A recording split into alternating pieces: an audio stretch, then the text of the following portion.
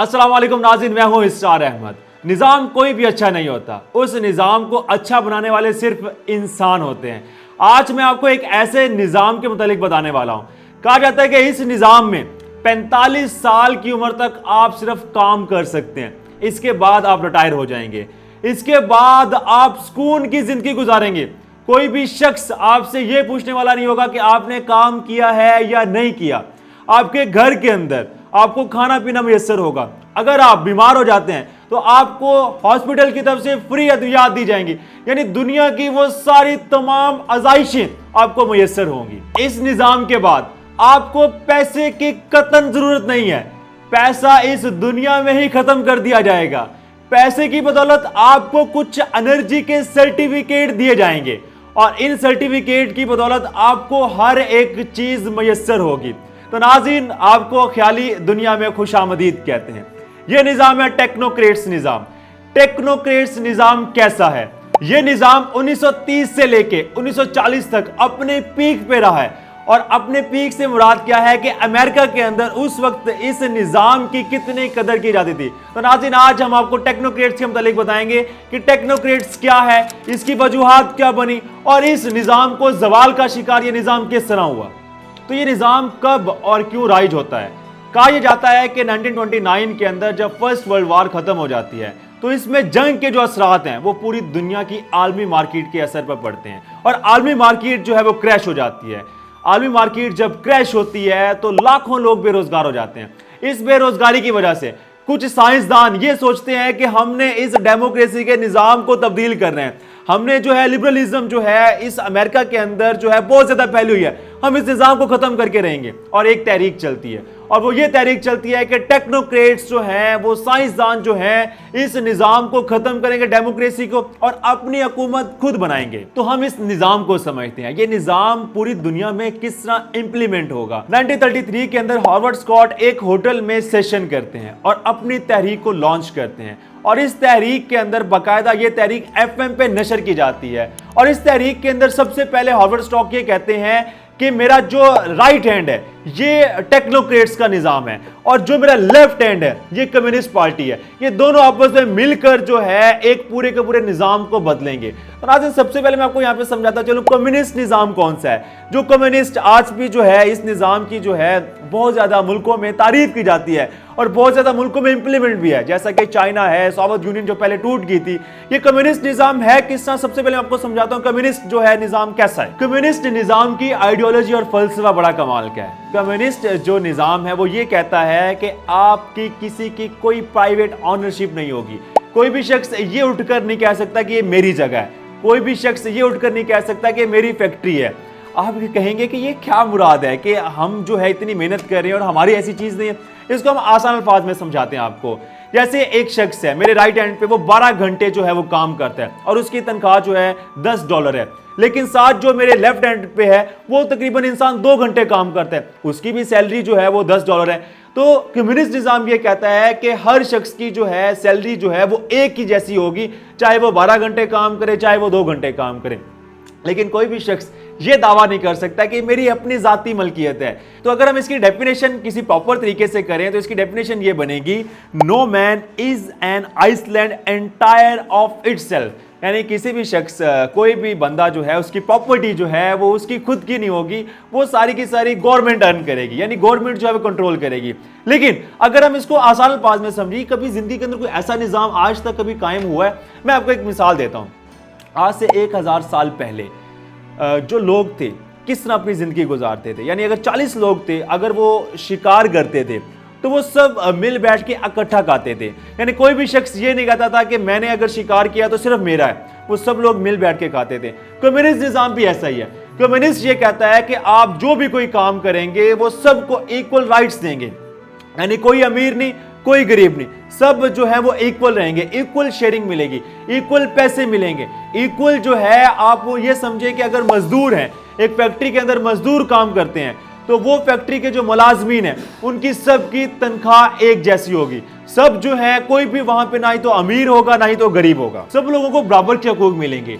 इस निज़ाम के अंदर जो सबसे ज़्यादा फायदा होता है वो गरीब शख्स का होता है।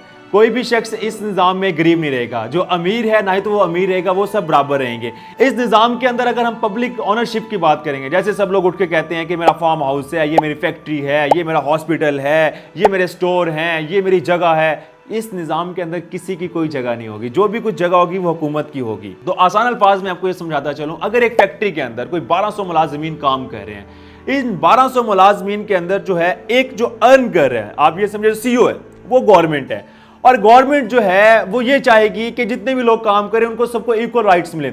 लेकिन अब वो चीज सपोज के एक आसान अल्फाज में समझे, घी बन रहा है, 1 किलो का घी पैकेट जो है, जितने भी मजदूर हैं वो कहेंगे कि इस घी की इतनी प्राइस है और मार्केट के अंदर इस घी को इतनी कीमत पे बेचा जाए। और वो निज़ाम जो है सबसे एक आप ये समझे आला निज़ाम इस दुनिया में जो रह गए हैं, वो चाइना ने, इसके बाद रूस ने और भी दूसरे ममालिक जो हैं उन्होंने जो है अपने इस निज़ाम को राइज भी किया। हम कभी आपको इस डिटेल्स वीडियो में और भी बताएंगे कि सोशलिज्म, कैपिटलिज्म, ये निज़ाम जो है बेसिकली है किस तरह और इनका राइज जो है पूरी दुनिया में किस तरह इख्तियार हुआ और ये मुल्क जो है आज कहां पे पहुंचे हैं। टेक्नोक्रेट मूवमेंट ने क्या तजवीज किया? टेक्नोक्रेट मूवमेंट ने यह तजवीज किया कि स्कॉट ने कीमतों के निज़ाम से छुटकारा हासिल करने के लिए तजवीज पेश की, जिसे टेक्नोक्रेट्स बुनियादी तौर पर सरमायादाराना निज़ाम को जोहर करार देते हैं। उन्होंने कहा कि सनती इनकलाब तक माशी निज़ाम किल्लत पर मबनी था, चीज़ों को बनाने और तैयार करने के लिए बहुत ज़्यादा मेहनत दरकार थी और इनके लिए वसाइल कभी भी काफ़ी नहीं थे। ताहम इसके बाद टेक्नोलॉजी ने दुनिया में कसरत और बहुतात की एक नई दुनिया तख्लीक की है। इस दुनिया में मशीनें वो सब कुछ ज़्यादा सस्ते में बना सकती हैं जो हर एक के लिए ज़रूरी था।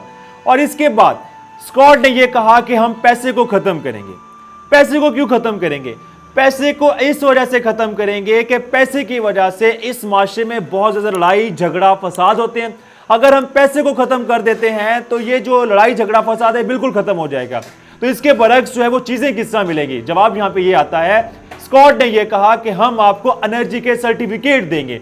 वो एनर्जी के सर्टिफिकेट ऐसे होंगे कि आप किसी भी जगह जाके उन एनर्जी के सर्टिफिकेट को दिखाएंगे और आपको वो चीज़ें मिल जाएंगी जो आपके लिए ज़रूरत की चीज़ें होगी। और ये भी कहा गया कि हर मंथ एक फिक्स पैकेज सबको दिया जाएगा। अगर एक मंथ के अंदर $40,000 जो है सपोज किया कि उस शख्स के घर की आमदन चल रही है तो $40,000 जो है वो दिए जाएंगे। लेकिन हर शख्स जो है वो काम करेगा, लेकिन 45 वर्ष की उम्र वो शख्स रिटायर हो जाएगा। उस शख्स जो है वो घर बैठ के सुकून से कहेगा, कोई भी शख्स उससे ये नहीं पूछेगा कि आप काम क्यों नहीं कर रहे। स्कॉट ने एक और तजवीज दी। उन्होंने कहा कि जो डेमोक्रेसी के अंदर, जमहूरियत के अंदर जो लोग जो हैं वो बड़ी बड़ी पोस्टों में बैठे हैं, उनका कोई तजर्बा नहीं होता। साइंसदान जो हैं उसके मुताबिक जो हैं वो पूरे मुल्क को चलाएंगे और पूरे मुल्क के अंदर जो है, जैसे जमहूरियत के अंदर जो है इलेक्शन होते हैं, वहां पे कोई इलेक्शन नहीं होंगे। अगर एक आसान अल्फाज में मैं आपको समझाऊं, एक कारीगर है, कोई मोबाइल को ऑपरेट करता है, जो सबसे अच्छा मोबाइल को ऑपरेट करता होगा उस शख्स को मोबाइल का हेड बना दिया जाएगा कि आपने मोबाइल को पूरी दुनिया के अंदर किस तरह लॉन्च करना है। यानी टेक्नोक्रेट्स तहरीक ये थी कि जो शख्स या जो बंदा अगर अपने आप को एलियट समझता है कि मैं ये हर काम कर सकता हूं और लोगों के सामने दिखाएगा, उस शख्स को लीडर बना दिया जाएगा। तो नाज़रीन, इस तहरीक का जवाल किस तरह होता है? अब जवाल 1940 के अंदर रोज़वेल्ट की हुकूमत आती है। अब रोज़वेल्ट की जब हुकूमत आती है तो रोज़वेल्ट बहुत ज़्यादा नौकरियां, जॉब्स क्रिएट करना शुरू कर देते हैं और लोग जो बेरोजगार थे उनको रोजगार मिल जाता है। अब जब रोजगार मिलता है तो स्कॉट की जो तहरीक थी टेक्नोक्रेट्स की, वो टोटली खत्म हो जाती है। और इस तहरीक के खत्म होने के बावजूद स्कॉट जो है वो अमेरिका का मुल्क छोड़कर अफ्रीका चले जाते हैं। और जब अफ्रीका जाते हैं तो आज नाज़रीन आप एक शख्स को देखते हैं और उस शख्स का नाम है एलॉन मस्क। एलॉन मस्क जो है वो अपने दादा की वही जो है उनके आइडियोलॉजी, यानी अगर साइंटिस्ट जो है वो अगर ऑपरेट करना चाहेंगे पूरी दुनिया को तो एक आसान अल्फाज में साइंसदान जो ऑपरेट कर सकते हैं। लेकिन इस तहरीक का जवाल कहा जाता है कि आज भी ये तहरीक जवाल का शिकार नहीं है। जब तक एलॉन मस्क जो है इस दुनिया के अंदर जिंदा है, ये तहरीक कभी भी खत्म नहीं होगी। इसके बाद कोई और शख्स या कोई और इंसान आ जाएगा। लेकिन अगर आसान अल्फाज में हम समझे डेमोक्रेसी और टेक्नोक्रेट्स जो निज़ाम है वो किस तरह मुख्तलिफ है। डेमोक्रेसी के अंदर कोई भी शख्स इलेक्शन के जोर से अवाम उसको जिताती है और उस शख्स को एहलियत ही नहीं होती, उस शख्स को फलां मशीर, फलां वजीर खारजा बना दिया जाता है। लेकिन टेक्नोक्रेट्स के अंदर ऐसा बिल्कुल नहीं है। टेक्नोक्रेट्स ये चाहती है कि अगर वो शख्स अहल होगा तो उसको निज़ाम में उसी में शामिल किया जाएगा, अदरवाइज उसको निज़ाम में शामिल नहीं किया जाएगा। अव्वल नाज़रीन, आज आपको ये टेक्नोक्रेट्स मूवमेंट तहरीक क्या थी, टेक्नोक्रेट्स का क्या कानून था, ये क्यों इंप्लीमेंट नहीं हुआ, आपको समझ आई होगी। अगर आपको हमारी वीडियोस या इंफॉर्मेशन पसंद आई है तो कमेंट सेक्शन में जाएं, कमेंट का इज़हार करें। Thank you so much. अल्लाह हाफिज़।